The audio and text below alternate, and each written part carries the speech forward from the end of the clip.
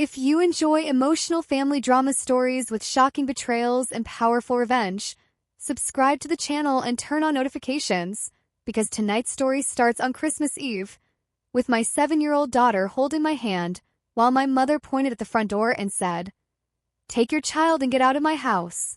My father didn't stop her. My sister smiled while sipping wine. And 8 years later, those same people stood outside my gate in the rain, begging me to save them after destroying my life. Christmas used to feel warm when I was little. Not happy exactly. Just loud enough to distract you from the cold parts of your family. The smell of cinnamon candles, overcooked turkey, my mother pretending she belonged in one of those expensive holiday commercials where everyone laughs too hard and nobody secretly hates each other. By the time I turned 32, I knew better. Still, I went, because my 7-year-old daughter, Lily, deserved at least one normal Christmas memory. Or maybe I just kept hoping my family would someday wake up and love me correctly. That was my first mistake. If you enjoy emotional family drama stories with shocking betrayals and powerful revenge, subscribe to the channel and turn on notifications, because tonight's story starts on Christmas Eve, with my 7-year-old daughter holding my hand while my mother pointed at the front door and said, "Take your child and get out of my house." At the time, though, we were still sitting at the dinner table pretending to be a family. Lily sat beside me in a red sweater with tiny snowflakes stitched across the front. She'd spent 20 minutes brushing her hair before we left because Grandma always complimented my sister's daughters for looking polished. My daughter had learned early that approval in our family was something girls had to earn. "Sit up straight, sweetheart," my mother said the second Lily leaned against her chair. Not hello, not Merry Christmas, just correction. Lily immediately straightened. Something inside me tightened. Across the table, my older sister Vanessa laughed softly while cutting into her ham. Her twin daughters sat beside her wearing matching velvet dresses that probably cost more than my monthly electric bill. Vanessa noticed me looking and smiled. "Oh, relax, Nora," she said lightly. "I know money's tight for you right now." There it was, the first cut of the evening. Small enough to deny, sharp enough to bleed. I forced a smile. "We're doing fine." Connor, Vanessa's husband, snorted into his wineglass. "Sure," he muttered. Connor had mastered the art of acting superior while living almost entirely off my parents. He changed careers every year, always chasing some new investment opportunity, while my mother praised him like he was a misunderstood genius. Meanwhile, I worked 40 hours a week at a dental office and still somehow ended up labeled the unstable one. Funny how that works. Dad barely spoke during dinner. He never did when tensions started building.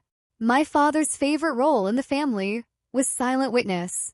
He let my mother and Vanessa do the damage while he hid behind exhaustion and newspaper headlines. Cowardice can look a lot like calm if you squint hard enough. Lily quietly picked peas off her plate one at a time. I noticed because I always noticed. Children shrink themselves when they don't feel welcome, and my daughter had become very small around my family. "So," Vanessa said suddenly, dabbing her lips with a napkin, "did Lily enjoy the public school Christmas recital?" I looked up slowly. "Yes." Vanessa tilted her head. "That's nice." Madison's private academy performance was beautiful. They had a live orchestra. Of course they did. My mother smiled proudly. Those girls are being raised properly. There it was again. Another tiny knife slipped neatly between my ribs. Lily lowered her eyes to her plate. I reached under the table and squeezed her hand once. She squeezed back immediately. That nearly broke me, because 7-year-olds shouldn't need silent reassurance at Christmas dinner. The conversation rolled on around us, while I sat there trying to swallow humiliation like gravy. Then Connor made the mistake that changed everything. He leaned back in his chair and said casually, "So, Nora, are you still getting those insurance checks after Ethan died?" Silence hit the table. Cold, heavy, immediate. My husband had been dead for 11 months. 11. And somehow Connor still talked about him like he was a lucky lottery ticket. I stared at him. Vanessa didn't correct him. My mother didn't gasp. Dad kept eating mashed potatoes. I'm sorry, I said quietly. Connor shrugged. I'm just saying must be nice having money come in without working. Lily looked up instantly. Her little face changed. Children always know when someone insults their parent. My chest went hot. Ethan had died falling through unstable scaffolding at a construction site. The company ignored safety reports for months before the collapse. There was nothing lucky about burying your husband before 40. Nothing. I work, I said calmly. Connor lifted both hands dramatically. Hey, don't get emotional. Vanessa sighed loudly, like I was embarrassing her. Can we not ruin Christmas with negativity? Negativity. That word echoed in my skull, while my daughter sat beside me hearing strangers discuss her dead father like he was an inconvenience. I should have left then. Maybe a stronger woman would have. But toxic families train you to survive humiliation by pretending it isn't happening. Then my mother spoke, and suddenly survival wasn't enough anymore. She set down her fork carefully and looked directly at me. Nora, she said softly, we need to talk about something. Every muscle in my body went tight because I knew that tone, the fake gentle one, the voice she used right before cruelty. Vanessa leaned back slowly, almost excited. Connor smirked into his drink. Dad still wouldn't look at me. Beside me, Lily went perfectly still. And somehow that scared me most of all. My mother folded her hands together on the table and smiled. We've all been discussing it, she said. And honestly, it may be better if you and Lily stop coming to family holidays for a while. The room went silent. I felt Lily's tiny fingers grab my sleeve under the table.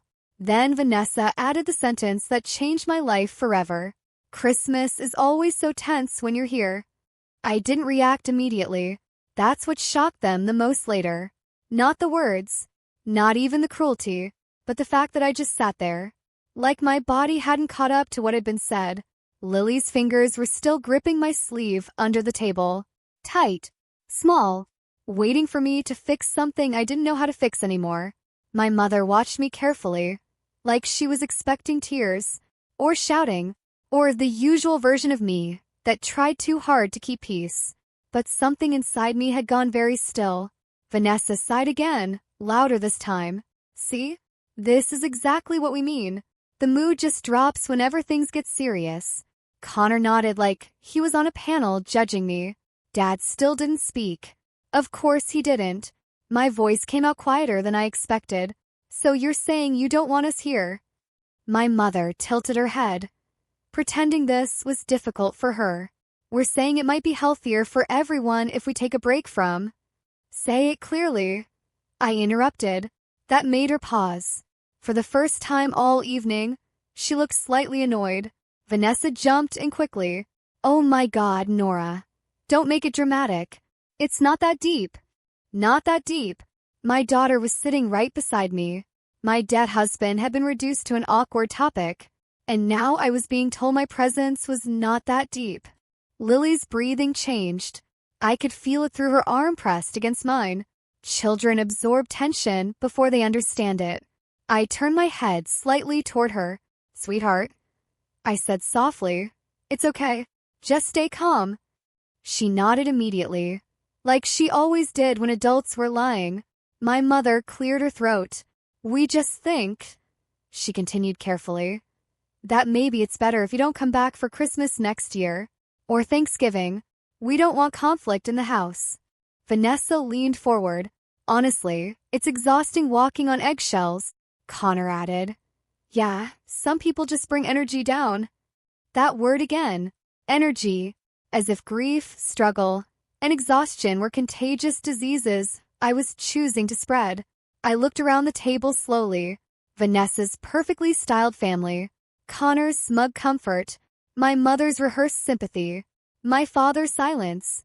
They weren't even angry at me. That was the worst part. They were comfortable. Like this decision had already been made without me. Like I was just being informed I'd been removed from a plan I didn't know I was part of. Lily shifted in her chair. Mommy, she whispered. Are we in trouble? That question hit harder than anything else. Because she wasn't asking about dinner. She was asking about belonging. I reached down and squeezed her hand again. "No, baby," I said softly. "We're not in trouble." But my voice didn't sound fully convinced. My mother exhaled like she was tired of emotions. "This is exactly what I mean," she said. "Everything becomes intense with you. Even the child feels it." That sentence did it. Something inside me cracked. Not loudly, not dramatically, just quietly, like ice shifting under pressure. I looked at her, really looked, and for the first time, I didn't see my mother. I saw a woman comfortable excluding her own daughter if it made her life easier. Vanessa pushed her chair back slightly, crossing her arms. "So what do you want us to do, Nora? Pretend everything's fine when it's not?" I blinked slowly. "It's Christmas dinner," I said. "We're eating." Connor laughed under his breath. "See? That's exactly it. You don't get it. Don't get it." That phrase always meant the same thing. You don't accept your place. My father finally spoke, but not to defend me, just to end discomfort. "Nora," he said flatly, "maybe it's better to just listen. Listen. Not be heard. Not understood. Just absorb it. Like I always had." Lily's hand was trembling now. I felt it. That tiny shaking made everything sharper. And then my mother said it. Soft. Almost kind. Like she was offering advice. "We think you should leave and not return for a while." Silence dropped so hard it felt physical. Even Connor stopped moving. Vanessa smiled faintly, like she'd been waiting for that sentence. I slowly set my fork down. The metal clicked against the plate, too loud in the quiet. Lily looked up at me, waiting. For what, I don't know. An apology? A fight? A miracle? I took a breath in, and something inside me shifted. Not anger. Not panic. Decision. I looked at my daughter first. Not them. Her. Her eyes were wide, confused, but trusting in the way only children are when they believe their parent still controls the world. "Lily," I said gently, "can you finish your juice for me?" She nodded and reached for her cup. Good. Small distraction. 1 second of calm. Then I stood up. Slowly. No shaking. No rush. That alone made Vanessa's expression change slightly, because I wasn't reacting the way I used to. My mother frowned. "Nora." I cut her off gently. "Okay. Just that. One word." Vanessa blinked. "Okay." I nodded once. "Okay. I understand." Connor scoffed. "That's it." I didn't look at him. I looked at my mother, then my father, then Vanessa, all of them, and I smiled. Not the kind of smile they expected. Not weak. Not pleading. Something else entirely. "Then you won't mind," I said calmly, "if I do this." Vanessa narrowed her eyes. "Do what?" I didn't answer. I just looked at Lily, and she knew immediately, because children always know their mother's tone before words fully form.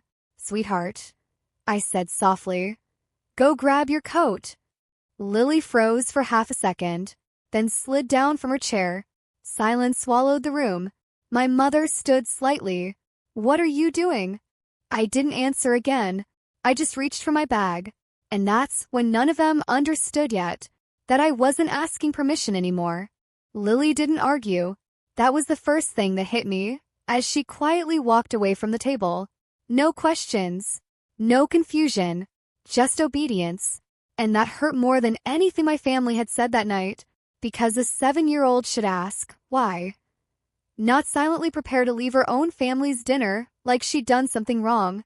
Behind me, I could feel the shift in the room, like the air had changed pressure. My mother's chair scraped slightly. "Nora," she said again, sharper this time. "Sit down. Don't make a scene." A scene. Funny how cruelty only becomes a scene when you stop accepting it quietly. Vanessa let out a short laugh. "Oh my God, here we go." Connor muttered. "Drama queen." My father finally looked up, but not at me. At his plate, as if mashed potatoes were suddenly the most important thing in the world. I stayed standing. For the first time in years, I didn't feel smaller when they all turned on me. I felt clearer. Lily came back into the dining room, holding her little coat. She stood beside my chair, waiting. Always waiting for me. Always trusting I would decide what happens next. That trust nearly broke me. I bent down slightly. "Are you ready, sweetheart?" I asked gently. She nodded. "Yes, Mommy." My mother made a sound of disbelief. "You are seriously leaving over this?" Vanessa crossed her arms. "You're going to traumatize her over a disagreement at dinner?" That word again. Traumatize. As if what had already happened wasn't already shaping her. As if children only get damaged by action, not by constant rejection disguised as family tradition. I straightened up slowly, and finally looked at Vanessa. "You told me I don't belong here," I said calmly. "I'm just listening." That shut her up for half a second. Connor scoffed. "That's not what she meant." "Oh?" I tilted my head slightly. "Then what did she mean?" Silence. Because nobody ever wants to explain cruelty out loud. My mother stepped closer to the table. Voice tight now. "We said we needed space. That's all. You're twisting it." Twisting it. That word is a classic. People always use it when the truth starts sounding uncomfortable. I picked up Lily's hand. Small. Warm. Mine. "I'm not twisting anything," I said softly. "I'm responding." My father finally spoke again. Tired. Exhausted. "I think everyone just needs to calm down." Calm down. Of course. Always calm down. Never change anything. Just return to silence. But something had already changed inside me. Lily squeezed my hand tighter as we started to walk. That tiny pressure was everything. We took one step away from the table. Then another. And that's when Vanessa snapped. "Oh my God, you're seriously leaving? In the middle of Christmas dinner? Over nothing?" "Nothing." I stopped walking. Slowly turned. And for the first time, my voice wasn't soft. It wasn't shaky. It wasn't apologetic. It was steady. "This is not nothing," I said. The room went quiet again. Even Connor stopped breathing for a second. I continued. "You told me I don't belong. You told me to leave. My daughter heard you. And now I'm doing exactly what you asked." My mother shook her head quickly. "That's not what we meant." I almost smiled. Because that sentence is always the same. It's never what they meant. It's only what they said. Lily tugged my sleeve gently. "Mommy, can we go?" Her voice was small, careful, like she didn't want to make things worse. That was the moment something inside me locked into place. I looked down at her and nodded. "Yes, baby, we're going." We moved again, step by step, toward the hallway, toward the door. Behind us, the silence broke. Vanessa stood up. "This is insane. You're really going to do this over a misunderstanding?" My mother followed. "Nora, don't be like this. Don't be like this." Meaning, "Don't react to what we did." Connor added. "You're overreacting." My father didn't move. Still sitting. Still silent. Still choosing comfort over truth. We reached the hallway. Lily's small shoes tapped softly against the floor. I could hear them behind us now.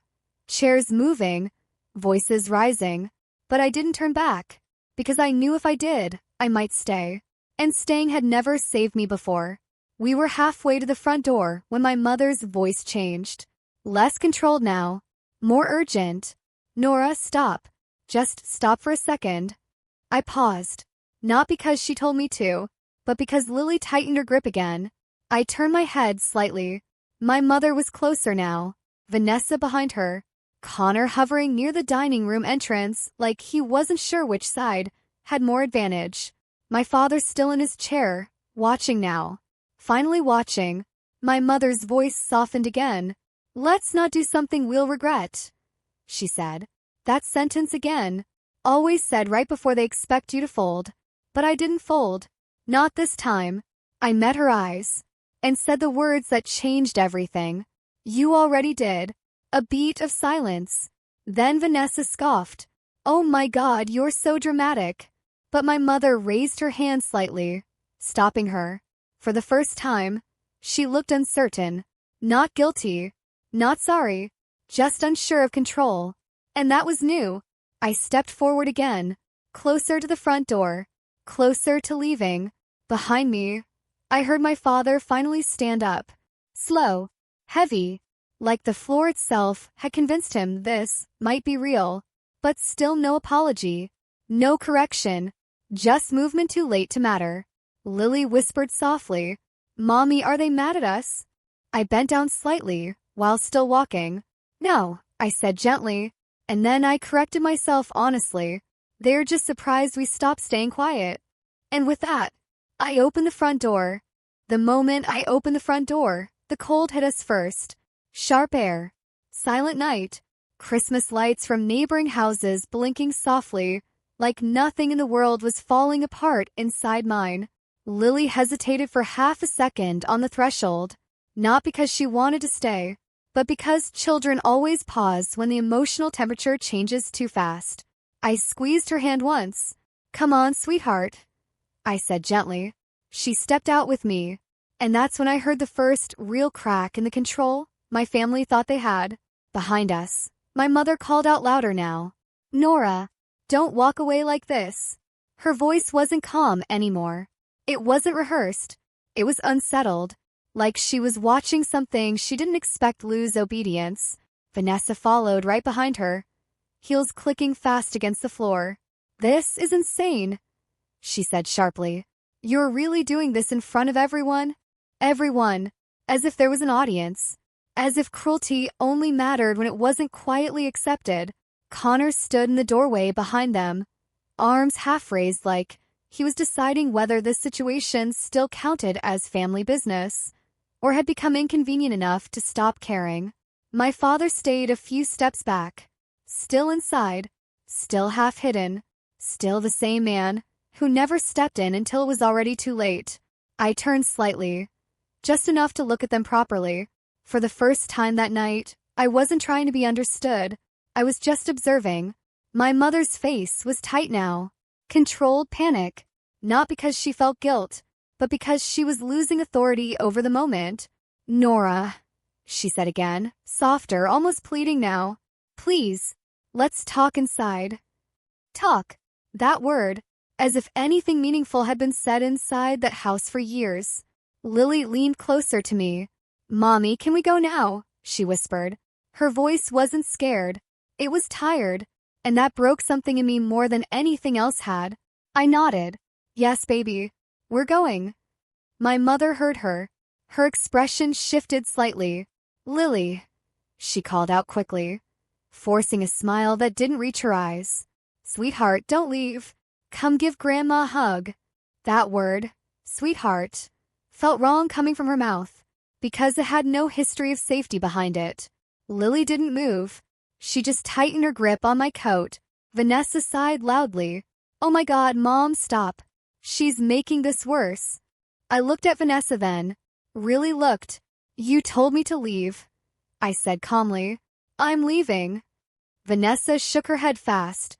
"That's not what we meant." I cut her off. "You said I don't belong here." Silence. For half a second, nobody responded, because repetition makes cruelty harder to deny. My mother stepped forward onto the porch now, closer to me, closer to control again. "That's not what we said," she repeated quickly. "We said things were tense, that we needed space." "No," I interrupted softly. "You said leave and don't come back." The words landed heavy in the cold air. Lily looked up at me briefly, like she was confirming she heard it correctly earlier too. Vanessa's face tightened. Connor muttered, "This is ridiculous." My father finally spoke from behind them. Low voice. Tired voice. "Maybe we should just all calm down." But nobody was calm. Not anymore.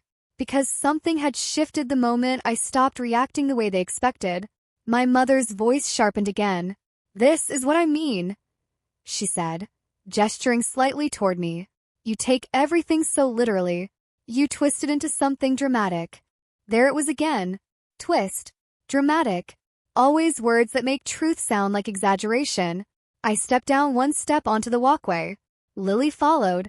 We were leaving the boundary of the house now, leaving their space. My mother noticed immediately.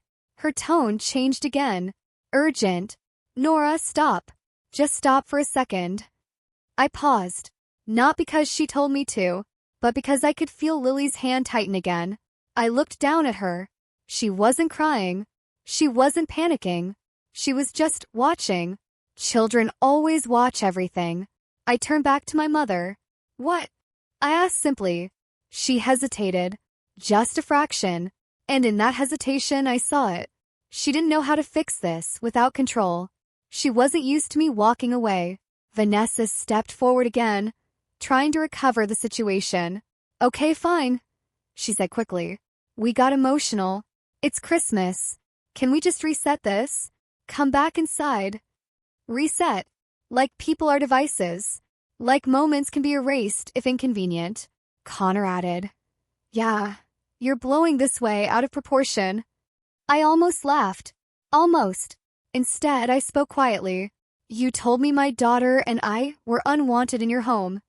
Vanessa rolled her eyes. That's not. I raised my hand slightly. No, I said calmly.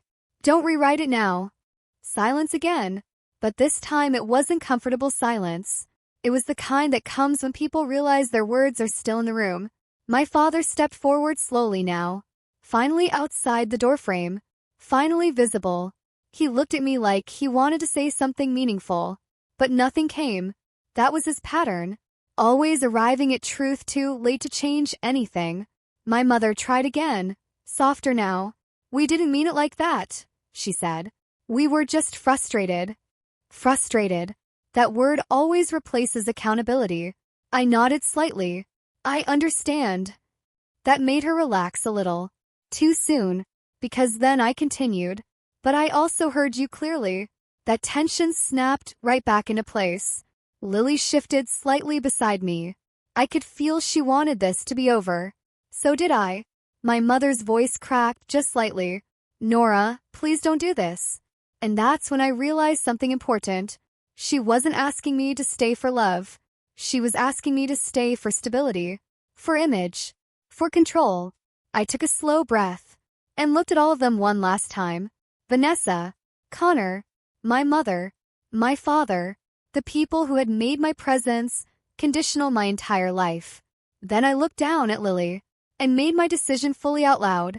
We're leaving, I said gently. Not angry. Not emotional. Just final. Lily nodded immediately, like she'd been waiting for permission. And together, we walked down the driveway. Away from the house. Away from the noise. Away from a family that only remembered I existed when I stopped obeying them. We were halfway down the driveway when the silence behind us finally broke. Not with calm. Not with reflection. With panic. Nora. My mother's voice cut through the cold air like it had just realized distance was dangerous. I didn't turn. I kept walking. Lily stayed close to my side. Her small steps matching mine almost perfectly now, like she understood that stopping would reopen something we were finally escaping. Behind us, footsteps started again. Fast this time. Vanessa. Then Connor. Then my mother. Her voice rising again. Wait. Just stop. The word stop followed us down the driveway, like it thought it still had authority over my body. I tightened my grip on Lily's hand. Not out of fear. Out of certainty. Because something had shifted inside me earlier that night. And I knew now it wasn't going back. We reached the sidewalk when Vanessa called out again. Sharper this time. You're seriously doing this over one comment? I stopped walking. Slowly turned. The streetlight above us flickered slightly, casting uneven light across all of us, like the night couldn't decide who was right. Vanessa stood a few feet behind, arms crossed, breathing hard like she had been personally wronged by my decision. Connor was beside her, shaking his head like I was an inconvenience that refused to resolve itself. My mother was closer. Too close. Her coat half open, her hair slightly undone now. That polished holiday image she always wore was starting to crack. And my father, still behind them. Watching.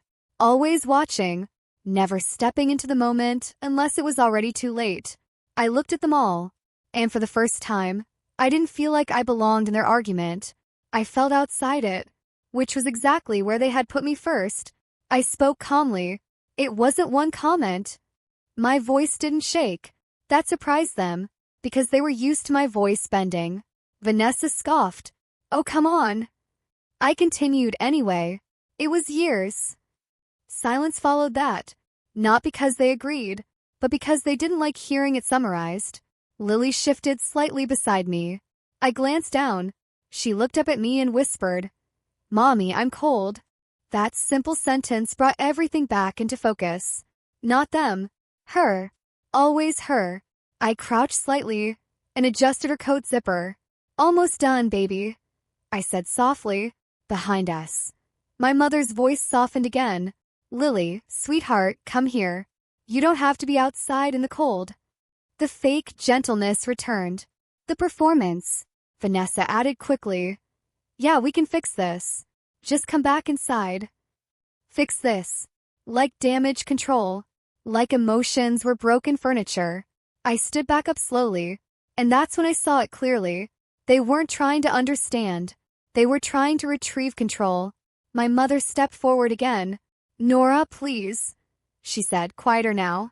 "Don't make this permanent." That word hit differently. Permanent, because they finally understood something I had known for years. I wasn't coming back. Connor exhaled sharply. "This is ridiculous. You're acting like we kicked you out of the country." My eyes flicked to him. "You told me to leave," I said simply. He opened his mouth, then closed it again, because repetition was starting to lose its effectiveness for them too. My father finally spoke. Low voice. Careful voice. "Nora, just think about what you're doing." I almost smiled, because I had spent my entire life thinking about what I was doing. Thinking before I spoke. Thinking before I reacted. Thinking before I felt anything that might inconvenience them. I looked at him. "I have been thinking," I said quietly, "for a very long time." That made him look away. Vanessa stepped forward again, frustrated now. "This is because of emotions," she said quickly.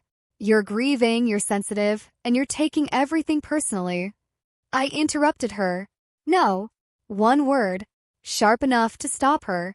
For a second, she actually went quiet. I continued. "I'm not taking it personally. I'm taking it literally." Silence again. My mother's face tightened, because literal truth is harder to manipulate. Lily tugged my sleeve gently. "Mommy," she whispered again. "Can we go now?" That question did it. Not because I was unsure, but because she was done waiting. I nodded once. "Yes, sweetheart." Then I looked back at them. All of them. And I spoke clearly. "We're going." My mother's voice cracked slightly. "Nora, please. We didn't mean it like that." There it was again. The sentence that always arrives after damage is done. I took a breath. And for the first time, I answered it honestly. "I know you meant it like that." That silence after that statement was different. Heavier. Because they couldn't deny it easily without admitting something worse. Vanessa shifted uncomfortably. Connor muttered, "This is insane." But even he didn't sound confident anymore. My father looked at me again. Longer this time. And I saw something there I hadn't seen all night. Regret. But regret is useless when it arrives after the exit. My mother took one more step forward. "Where are you even going?" she asked. Voice softer now. That question should have come earlier. Before the front door. Before the driveway. Before the words "leave and don't return." I adjusted Lily's hood gently. "We'll figure it out," I said. And I meant it. Because for the first time in a long time, I trusted myself more than I trusted their version of me. Behind us, nobody spoke for a moment. The street was quiet. Too quiet. Then Vanessa's voice came again, but weaker now. "This is going to ruin everything." I paused slightly, then turned my head just enough to respond. "No," I said softly. "It already was." And with that, I started walking again. This time, nobody followed immediately. They just stood there, watching, like they were finally realizing something they had never considered before. that I didn't need their permission to leave anymore. We didn't go far that night, just far enough for the sound of their voices to disappear behind the cold winter air, far enough for Lily's breathing to slow down again, far enough for my hands to stop shaking.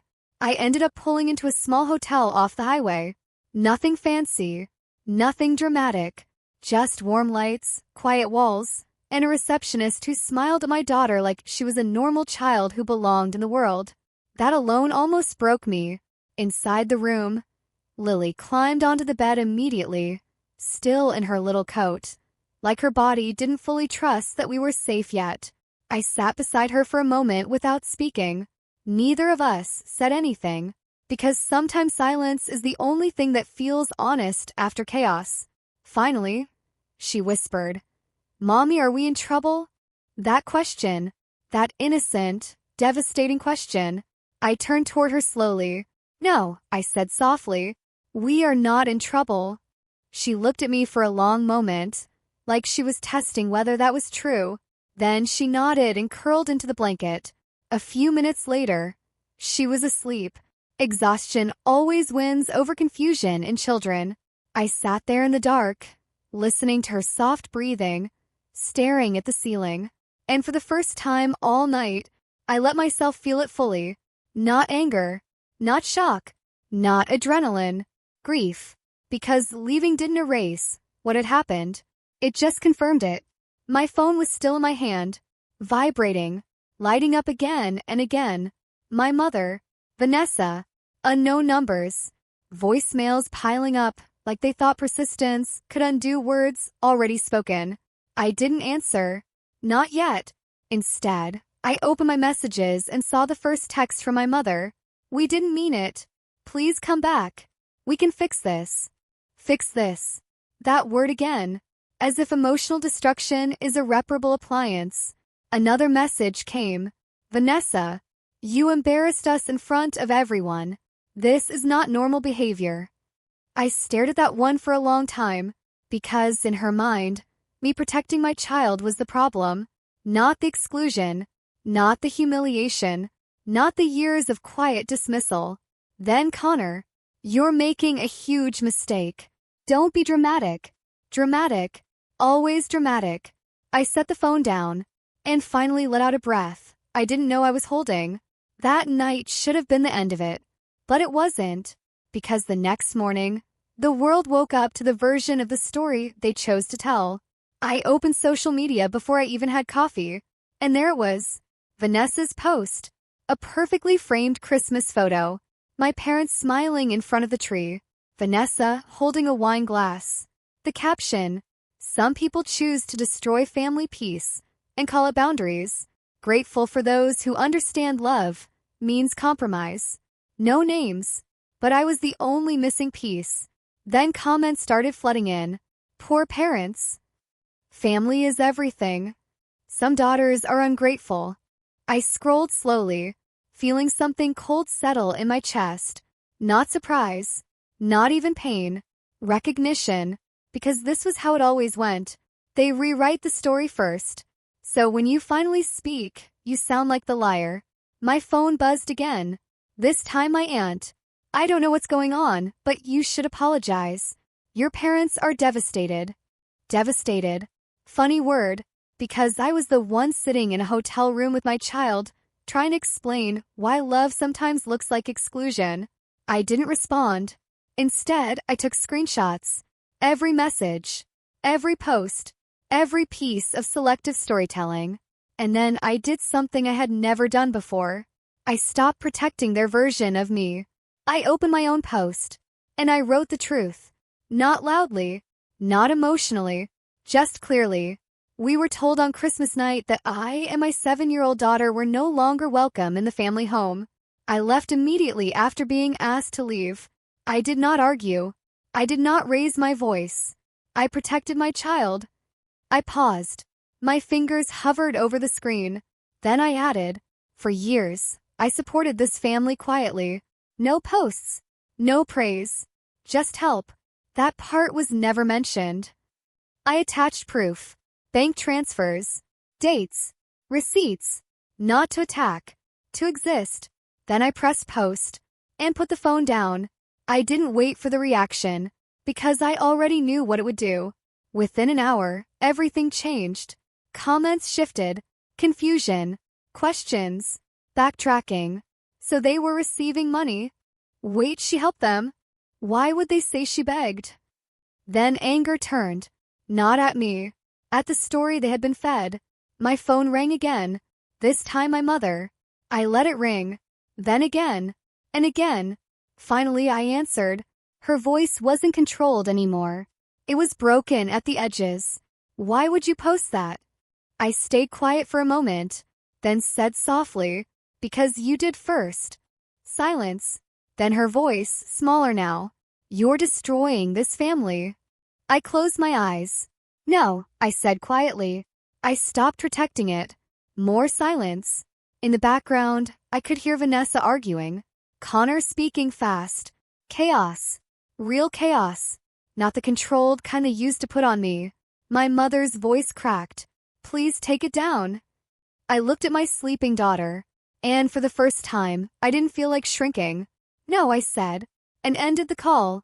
That night, I didn't sleep much. But for the first time in years, it wasn't because I was afraid of what my family might do next.